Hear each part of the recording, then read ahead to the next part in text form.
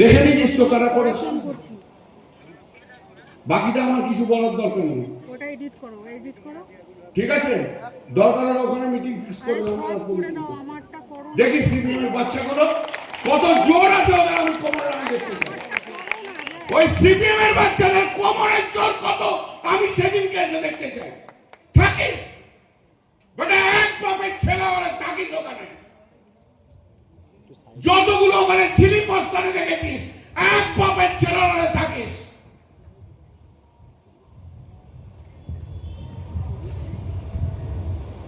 ডোমজুড়ে এইসব করেছিল,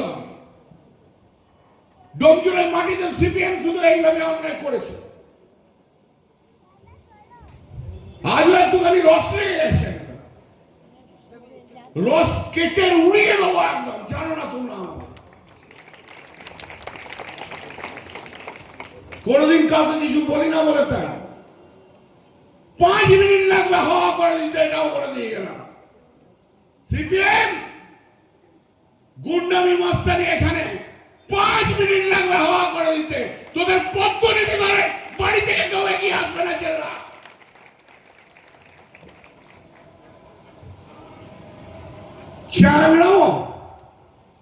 চ্যাংড়ামো ছাড়িয়ে দেবো একদম। আর তেমনি সব পুলিশ হয়েছে, ছাগলের মতো সব জন্মেছে, কোন রুট থেকে কোন রুটে হয় জানে না। নির্বাচন কমিশনের আন্ডারে চলে গেছে তো সবাই এটা করে ছাগল বনে গেছে।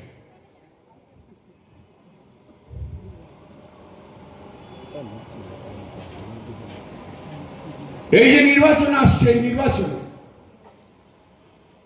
আপনারা দেখেছেন এসআইআর এর মাধ্যম দিয়ে কিভাবে মানুষের নাম কাটা গেছে। প্রথমে ওরা যখন এসআইআর করে 56 লোকের নাম বাদ দিল। 56 লোকের নাম বাদ দিয়ে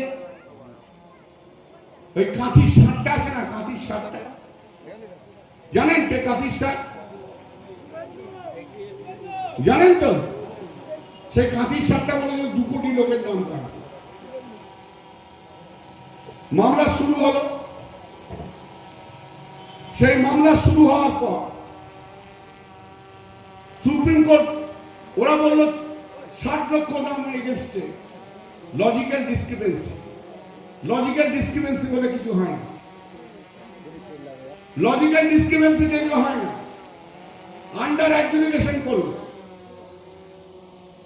সুপ্রিম কোর্টে মামলা করে প্রথম নির্বাচন কমিশনের ক্ষমতাকে আমরা কাটলাম।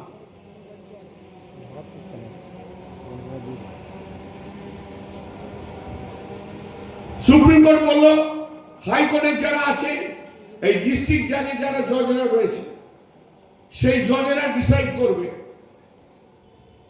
এই আন্ডার অ্যাডজুডিকেশন মামলা ইলেকশন কমিশনের হাত থেকে কেড়ে দিল।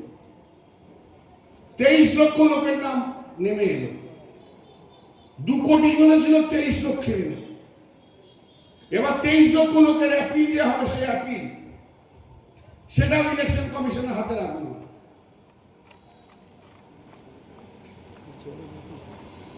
সেই ইলেকশন কমিশনের হাত থেকে কেড়ে নিয়ে হাইকোর্টের জজের হাতে দিল।